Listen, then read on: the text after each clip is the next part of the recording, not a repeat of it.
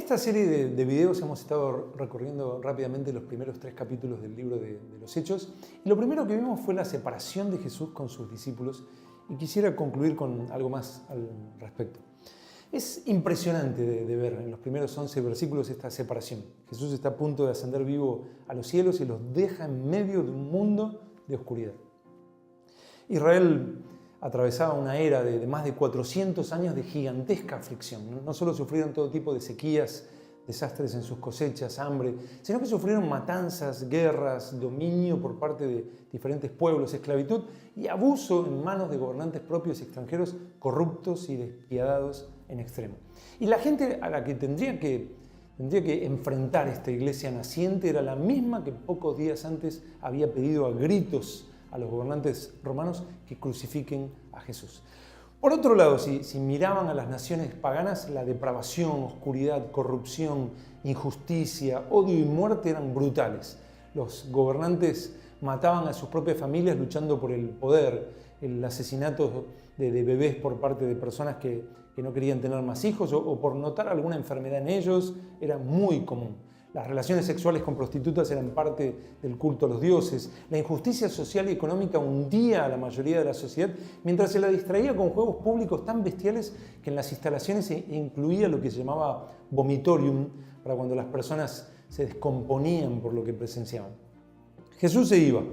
¿La iglesia quedaría en medio de un mundo así? Pensémoslo por un momento. ¿Qué podían hacer estos pocos discípulos sin educación formal, sin contactos políticos en Roma, rechazados y despreciados por el liderazgo judío, sin dinero, sin edificios para reunirse, sin experiencia ministerial y con apenas 3 años de seguir a Jesús? ¿Qué podían hacer?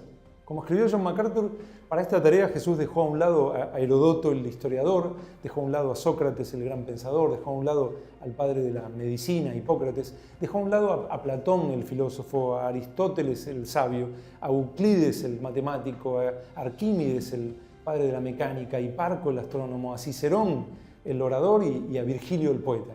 Jesús no prestó atención a ninguno de ellos, a ninguna de estas personas, ni tuvo en cuenta el poder político de Roma o la influencia de los líderes de Jerusalén para enfrentar a un mundo de semejante oscuridad. Él llamó a unos cuantos don nadie y les encomendó la tarea. ¿Por qué lo hizo así?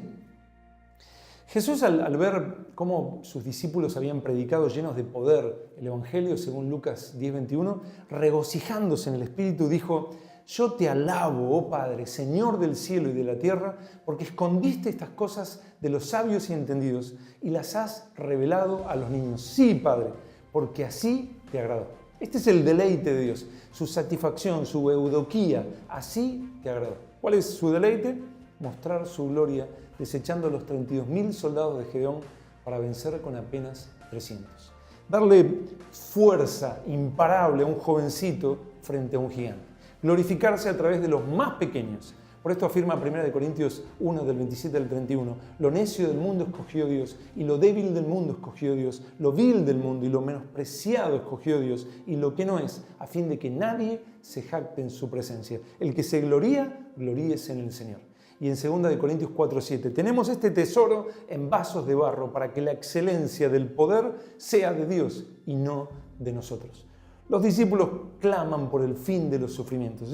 Ellos esperaban que Jesús trajera inmediatamente la exaltación de Israel y el fin de la aflicción. Ellos tienen un clamor en su corazón reflejado en Hechos 1:6. Señor, ¿restaurarás el reino de Israel en este tiempo? Pero Jesús les explica que aún no es el tiempo en Hechos 1:7.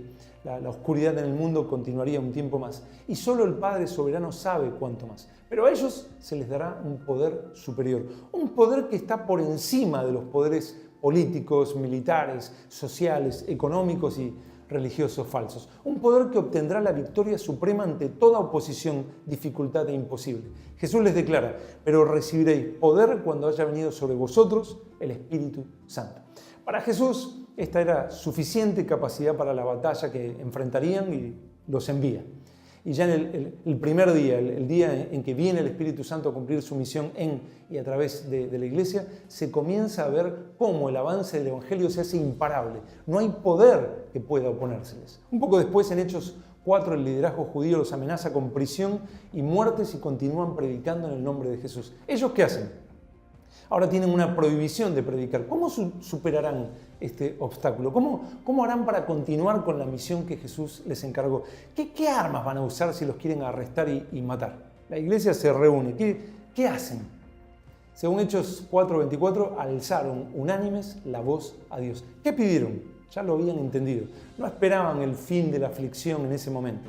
En el principio de la oración, dejan la situación en manos del Dios soberano y luego piden más del poder que estaba por encima de todos los poderes de este mundo. Ellos dicen: Señor, mira sus amenazas y concede a tus siervos que con todo denuedo hablen tu palabra mientras extiendes tu mano para que se hagan sanidades y señales y prodigios mediante el nombre de tu santo Hijo Jesús. Y hermanos, esto fue suficiente para ellos. ¿Notas el determinante mensaje que nos presenta el libro de los Hechos? Nosotros estamos en medio de una sociedad con una maldad creciente, dedicada a buscar punto por punto lo que Dios ordena para pisotearlo, corromperlo y gritar al cielo como en Job 21, 14, 15, apártate de nosotros porque no queremos el conocimiento de tus caminos. ¿Quién es el Todopoderoso para que le sirvamos? ¿Qué podemos hacer nosotros ante todo esto? Hudson Taylor, misionero en China en épocas de mucha persecución, escribió: es cierto que nuestros obstáculos y nuestros adversarios son muchos y poderosos, pero nuestro Dios es el Dios vivo y todopoderoso. En vano tratarás de encontrar en las Escrituras alguna ocasión en que Dios ordene intentar hacer algo. Los mandamientos de Dios siempre son: haz esto o haz aquello. Si el mandamiento proviene de Dios, el único curso de acción a seguir es obedecer. El poder de Dios está a nuestra disposición. Somos personas sobrenaturales, dice, nacidos de nuevo por un nacimiento sobrenatural, guardados por un poder sobrenatural, sustentados sobrenaturalmente con enseñanza de un libro sobrenatural. Somos guiados en las sendas correctas por un capitán sobrenatural para obtener victorias seguras. El Salvador resucitado, antes de ascender vivo a los cielos, dijo: toda potestad me es dada en el cielo y en la tierra, por tanto, id. Necesitamos dejar de quejarnos por la sociedad en la que nos dejó el Señor hasta su segunda venida. El Padre soberano sabe el tiempo perfecto para terminar con toda esta aflicción. Mientras tanto, el plan, según Filipenses 2:15, es que resplandezcamos como luminares en medio de una generación maligna y perversa. Dejemos de quejarnos porque las tinieblas están en tinieblas y nosotros, llenos de aquel poder superior, seamos luz. Dejemos de quejarnos de la tibieza de otros y de la falta de compromiso de otros y usemos ese tiempo como aquellos en Hechos 4 para clamar a Dios juntos, que Él renueve en nosotros ese poder que hace a la iglesia invencible e imparable. Jesús dijo que se iría, pero agregó: no os dejaré huérfanos. Teniendo a nuestra disposición semejante capacidad en Cristo, ¿por qué vivir como si hubiéramos quedado huérfanos? ¿Por qué usar los poderes humanos que nunca han vencido en la tremenda batalla en la que estamos involucrados, cuando Dios mismo puede ser quien va delante nuestro haciendo lo imposible? Jonathan Gofford escribió: mi convicción es que el poder divino tan notorio en la iglesia en Pentecostés no es más que lo que debe verse en la iglesia hoy. El cristianismo normal, como fue planeado por nuestro Señor, no se supone que comience en el espíritu y termine en la carne. La construcción de su templo nunca fue ni con ejército ni con fuerza, sino siempre con su espíritu. Y agrega: cuando los siervos de Cristo, comprados por su sangre, le ceden el dominio, todos los recursos de la deidad están en activa operación para la gloria del Cordero que fue inmolado. Yo estoy convencido, dice, de que la mayoría del pueblo cristiano está viviendo muy por debajo de lo que el Maestro planeó para ellos. Es hora de que prestemos atención a la exhortación de Charles Spurgeon. Él dijo: Jesús de Nazaret fue ungido por el Espíritu Santo. Ahora entonces, si Jesucristo, el gran fundador de nuestra fe, necesitó ser ungido por el Espíritu Santo, ¿cuánto más sus ministros? Y también dijo: si yo pudiera hacer una sola oración antes de morir, debería ser esta: Señor, envía a tu iglesia hombres llenos del Espíritu Santo. Dale a cualquier denominación tales hombres y su progreso será poderoso. Por el contrario, más bien, lleva a tales hombres a elegantes seminarios de gran refinamiento y compleja educación, pero con poco fuego y gracia, perros mudos que no pueden ladrar. Y esa misma denominación, dice, entrará en declive. Lo que Satanás no logró por la persecución de la iglesia, lo logró en algunos casos a través de creyentes inmaduros y en otros casos infiltrando a sus ministros. Llenó sus bocas de todo lo referente al poder de Dios dado a la iglesia, llevó todo al extremo y creó en nosotros fiebre, rechazo de oír acerca de dones, milagros y aún, en algunos casos, hasta de oír el nombre del Espíritu Santo, asociándolo con ciertas falsas enseñanzas. Como escribió Martin Lloyd-Jones, las personas tienen tanto miedo de lo que denominan fanatismo que para evitar estas cosas se van al otro extremo opuesto sin considerar lo que se nos ofrece en el Nuevo Testamento. El opositor de nuestro Dios y atacante de nuestra alma ha dirigido a lo largo de los siglos su ataque de la forma más estratégica posible. En la guerra, el ejército contrario busca de forma principal intentar destruir las armas con las que va a combatir su enemigo. Si acaso pudiera descubrir dónde está su arsenal, intentará hacerlo desaparecer. El enemigo sin armas, ¿cómo peleará? Nosotros, como el apóstol Pablo nos enseñó, no debemos ignorar sus maquinaciones para que él no gane ventaja. La era donde el Espíritu de Dios actúa de la forma más plena, más poderosa y más extensa, ya está entre nosotros y en nosotros desde hace 2000 años. Y en Cristo es una realidad para nosotros. Thomas Watson escribió: las dulces comunicaciones del Espíritu de Dios son las primicias de la gloria venidera.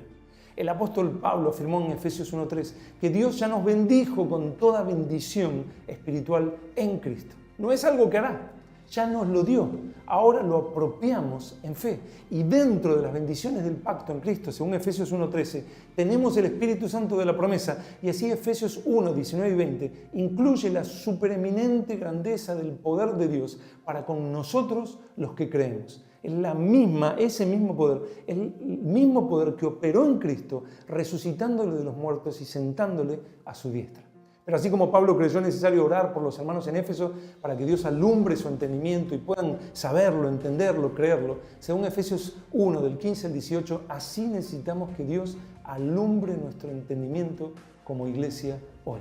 El fin de todo esto, como expresa Pablo en la misma carta, a aquel que es poderoso para hacer todas las cosas mucho más abundantemente de lo que pedimos o entendemos, según el poder que actúa en nosotros, a Él sea gloria en la iglesia, en Cristo Jesús, por todas las edades, por los siglos de los siglos. Amén.